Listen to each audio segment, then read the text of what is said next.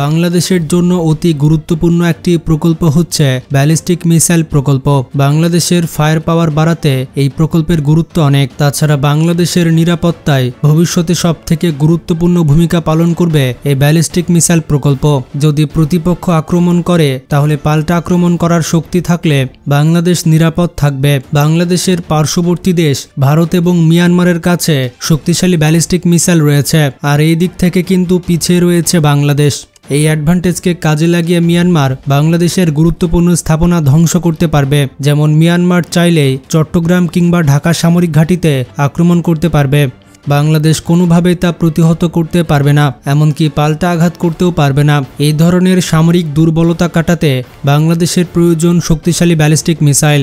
Missile technology control রেজিমেন্টের সদস্য নয় বাংলাদেশ, তাই শক্তিশালী এবং দূরপাল্লার মিসাইলগুলো বাংলাদেশ কিনতে পারবে না। এক্ষেত্রে একমাত্র বিকল্প হচ্ছে নিজস্ব প্রযুক্তি ব্যবহার করে জয়েন্ট ভেঞ্চারে মিসাইল উৎপাদন শুরু করা। বিশেষ করে ব্যালিস্টিক মিসাইল প্রস্তুত করতে হবে। দেখুন বন্ধুরা, প্রযুক্তিগতভাবে পৃথিবী কিন্তু অনেক পরিবর্তন হয়েছে, তাই খুবই কম সময়ে বাংলাদেশ চাইলে ব্যালিস্টিক মিসাইল তৈরি করতে পারবে।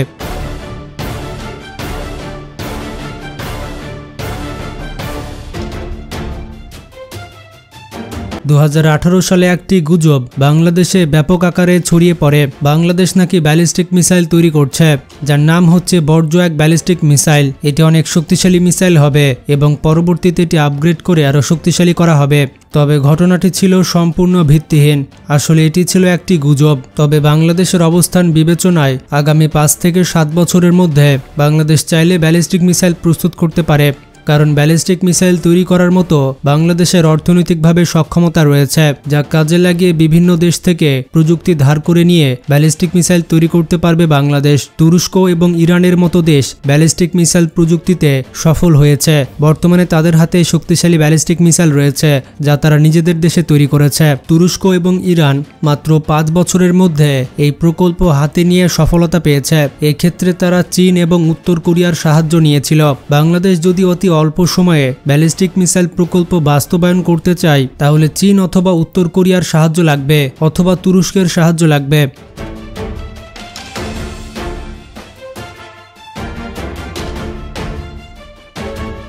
বাংলাদেশকে এমন কোনো দেশ ব্যালিস্টিক মিসাইল প্রযুক্তি দেবে না যে দেশটি মিসাইল রেজিমেন্ট কন্ট্রোলের সদস্য, কারণ যে দেশ এই সংস্থার আওতায় রয়েছে তারা 300 কিলোমিটারের বেশি রেঞ্জের মিসাইল অন্য দেশকে বিক্রি করতে পারবে না। সেক্ষেত্রে বাংলাদেশের উচিত হবে না সদস্যভুক্ত দেশ থেকে এই প্রযুক্তি ক্রয় করা। এক্ষেত্রে বাংলাদেশের জন্য একাধিক অপশন থাকবে, যেমন ইরান, উত্তর কোরিয়া এবং চীন। আন্তর্জাতিক নিষেধাজ্ঞা এবং ভাবমূর্তির কারণে ইরান এবং উত্তর কোরিয়ার কাছ থেকে ব্যালিস্টিক মিসাইল প্রযুক্তি নেওয়া সম্ভব নয়। এক্ষেত্রে বাংলাদেশের কাছে একমাত্র বিকল্প হচ্ছে চীন। চীনের সহযোগিতায় একাধিক দেশ ব্যালিস্টিক মিসাইল প্রকল্পে সফল হয়েছে। তুরস্ক, ইরান এবং পাকিস্তানের মতো দেশ বর্তমানে ব্যালিস্টিক মিসাইল তৈরিতে সফল। এর পেছনে একমাত্র কারণ হচ্ছে চীনের সরাসরি সহযোগিতা।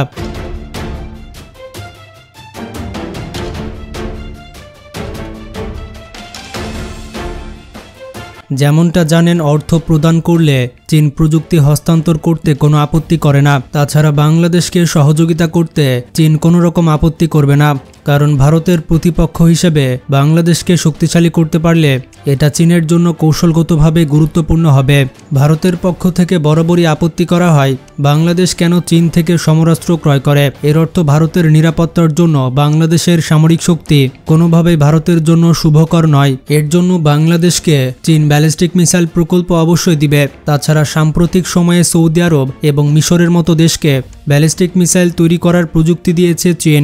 এক্ষেত্রে চীনের সাথে আলোচনা করলে এবং গোপন চুক্তি স্বাক্ষর করলে একটি মিসাইল তৈরি কারখানা স্থাপন করতে হবে বাংলাদেশকে। বাংলাদেশ বিবেচনায় এখন চাইলেই বাংলাদেশ বিশ্বমানের একটি কারখানা তৈরি করতে পারবে। এক্ষেত্রে মিসাইল প্রকল্প তৈরি করতে হবে ভারত এবং মিয়ানমার থেকে নির্দিষ্ট দূরত্ব বজায় রেখে।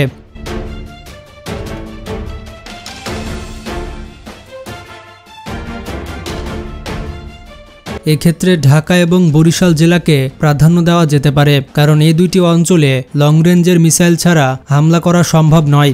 সেটা ভারত এবং মিয়ানমার দুই দেশের জন্যই কার্যকর। একটি বিশ্বমানের মিসাইল কারখানা স্থাপন করতে ন্যূনতম 2 থেকে 3 বছর সময় লাগবে। পরবর্তীতে এমন একটি মিসাইলকে নির্বাচন করতে হবে যা চীন ইতিমধ্যে ব্যবহার করছে। এক্ষেত্রে চীনের DF ব্যালিস্টিক মিসাইল উপযুক্ত। এই মিসাইলের রেঞ্জ হচ্ছে বিভিন্ন ভার্সন ভেদে 600 থেকে 900 কিলোমিটার পর্যন্ত। তবে যদি অরবিট কমানো হয় তাহলে 1200 কিলোমিটার দূরেও আঘাত হানতে পারবে। মিয়ানমারের প্রতিটি কোণায় আঘাত করার জন্য বাংলাদেশের জন্য 1200 কিলোমিটার রেঞ্জের মিসাইলই যথেষ্ট, যার ফলে মিয়ানমারের এমন কোনো অঞ্চল থাকবে না যেখানে বাংলাদেশ আক্রমণ করতে পারবে না। অন্যদিকে ভারতের 90% অঞ্চলে বাংলাদেশ চাইলে আক্রমণ করতে পারবে। ভারতের প্রত্যেকটি গুরুত্বপূর্ণ অঞ্চল স্থাপনা বাংলাদেশের মিসাইল রেঞ্জের আওতায় থাকবে। তবে ভারতের আরব সাগর তীরবর্তী অঞ্চল এবং পাকিস্তান সীমান্তবর্তী অঞ্চলে আঘাত করতে হলে বাংলাদেশের প্রয়োজন 1600 কিলোমিটার রেঞ্জের ব্যালিস্টিক মিসাইল।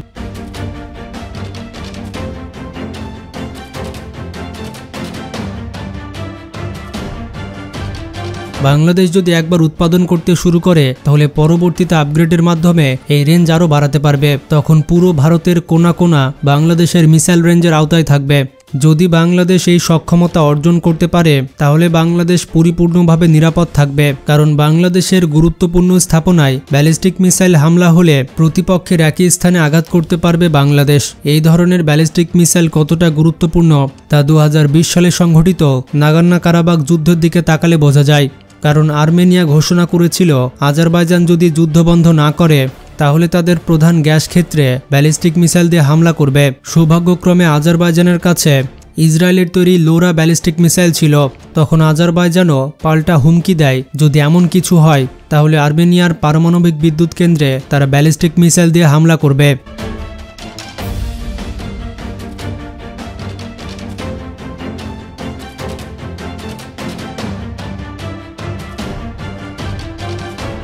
যার ফলে আর্মেনিয়া তাদের পরিকল্পনা থেকে পিছিয়ে আসে। এর অর্থ বাংলাদেশের গুরুত্বপূর্ণ স্থাপনায় যদি ভারত মিয়ানমার আক্রমণ করে বাংলাদেশ এমন কিছু করতে পারবে না। যদি বাংলাদেশ ব্যালিস্টিক মিসাইলের সক্ষমতা অর্জন করতে পারে তাহলে মিয়ানমার এবং ভারত বাংলাদেশের উপরে আক্রমণ করার পূর্বে অবশ্যই দ্বিতীয়বার চিন্তা করতে বাধ্য হবে।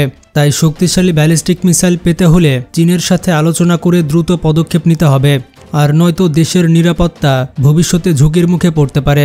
এই ক্ষেত্রে আলোচনার মাধ্যমে চুক্তি স্বাক্ষর হতে মোটামুটি 2 বছর এবং প্ল্যান্ট স্থাপন করতে আরও 3 বছর সময় লাগবে। অর্থাৎ 2030 সালের মধ্যে কারখানা স্থাপন সম্পন্ন হয়ে যাবে। প্ল্যান্ট স্থাপন হয়ে গেলে মিসাইল উৎপাদন শুরু করবে বাংলাদেশ।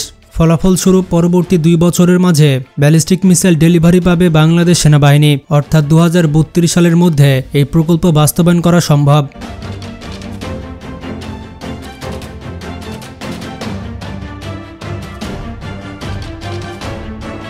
দেশের নিরাপত্তার জন্য এই ধরনের পদক্ষেপ অবশ্যই গ্রহণ করতে হবে। বাংলাদেশের অবস্থান থেকে এটি বাস্তবায়ন করা খুবই সহজ। তখন বাংলাদেশকে বর্জ্য এক মিসাইল নিয়ে আর গুজব ছড়াতে হবে না। পরিকল্পনা অনুযায়ী কাজ করলে একসময় বাস্তবায়ন হবে বাংলাদেশের ব্যালিস্টিক মিসাইল প্রকল্প।